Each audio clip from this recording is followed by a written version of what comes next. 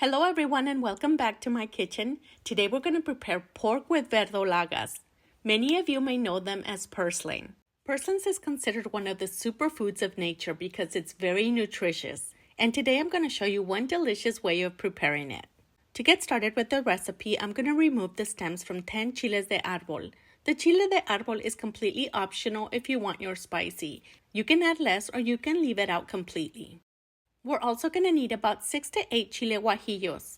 After rinsing them, pat them dry with a clean paper towel. Remove the stems and the seeds from each one.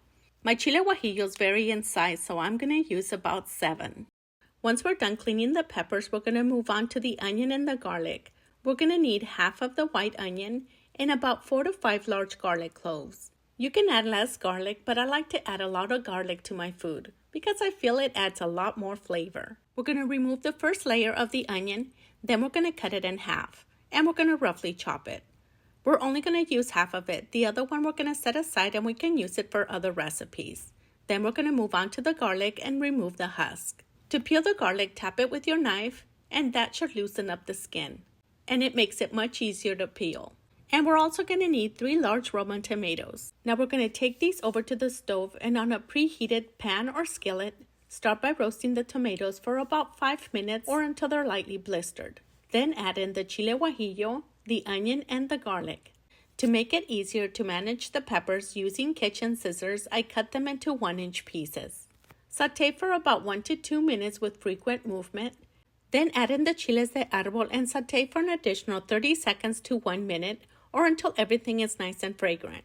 Once everything is nice and fragrant, we're going to add about 2 cups of water, or enough water to where the peppers are completely submerged in the water. Bring to a simmer and cover for 15 to 20 minutes or until they cool down. You can also boil the tomatoes and the peppers until they're nice and pliable. But making it this way is going to add much more flavor to your dish. For the meat, I'm going to use about 3 to 4 pounds of pork shoulder. This one was already pre-cut, but I'm going to go ahead and cut it into smaller bite-sized pieces. You can also prepare this recipe with chicken or any other type of protein that you prefer. Generously season the pork with salt and pepper and move it around to ensure that all pieces are well coated with the seasoning. Heat up a heavy bottom pan or a Dutch oven pan and melt about 2 tablespoons of manteca or your preferred cooking oil. Once the manteca or the oil is nice and hot, add in the pork and cook for 25 to 30 minutes. During the cooking process, cover it and check on it every 5 to 7 minutes to move the pork around. After 15 to 20 minutes, the pork should have released a lot of its juices. Once you no longer see red in the meat, we're going to leave the cover off and we're going to simmer over low-medium heat for an additional 15 to 20 minutes or until the pork has a light sear. And while we wait for the pork to sear, we're going to prepare the sauce. Transfer all the ingredients from the pan to the blender, the tomatoes, the pepper, the onion, the garlic, and the water from the pan that we used to soak the peppers with. And for seasonings, I'm going to add 1 tablespoon of Mexican oregano, 1/4 teaspoon of cumin, and 1 tablespoon of tomato chicken bouillon. I'm going to add 1 tablespoon, and if we need to add more, we can always add more later on. We're going to blend these ingredients until everything is well broken down and you have a nice creamy sauce like this. Now we're going to move on to the purslanes or the verdolagas. These are very commonly sold in grocery stores that cater to Mexican food, or you can simply go outside and find them growing in the backyard or in the crack of your sidewalk. These plants are very abundant in areas that reach over 90 degrees. Although they're considered a weed, they're actually very good for you. And because of their high vitamin content, they're also considered a great immune booster, which is why it's referred to one of the superfoods of nature. After giving them a good rinse, we're going to trim off the stems and we're going to set it aside until they're ready to use.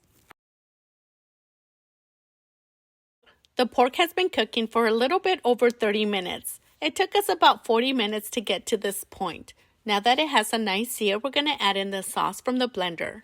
You can strain in the sauce or you can add it directly into the pot, which is what I'm going to do so I can show you how silky this sauce turns out without having to strain it. I'm also going to add an additional 2 to 3 cups of water to the blender to get the remainder of the residue that remains in the blender. You can add less or more water depending on how soupy you prefer yours. Bring to a simmer and simmer for about 3 to 4 minutes and then taste it. And if it needs additional salt or tomato bouillon, add as needed. I'm going to give it one final stir to mix in the additional tablespoon of tomato bouillon that we added. And then we're going to add in the purslanes, or the verdolagas. With the 4 bundles of verdolagas that I purchased, it gave me about 5 cups of verdolagas. We're going to mix those in and we're going to simmer over low-medium heat for about 5 to 7 minutes or until they're lightly withered. Once they look like this, we're going to turn off the burner and we're going to keep them covered while we prepare some delicious flour tortillas to go with this delicious stew. Although we love to enjoy it as a stew, you can also enjoy it with your favorite sides like rice, beans, or any other side dish of your choice. My teenagers are very skeptical when trying new stuff, so when I asked them to try this, they absolutely loved it. My only suggestion when making this is make a lot so you can have leftovers, because we all know that the leftovers taste so much better the next day. Keep in mind that we did not strain in the sauce, but look how nice and silky the sauce came out. And the taste, I would have to say that they taste very similar to spinach. And now to prepare the bowl to enjoy this delicious stew. And now for my favorite part, the taste test. Tortilla, like this.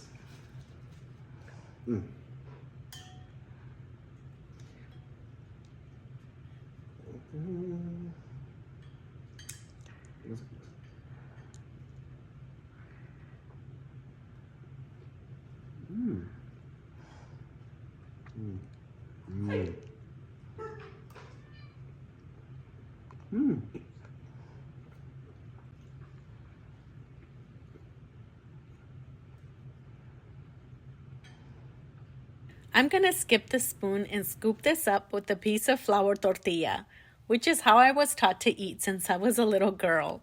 And enjoy.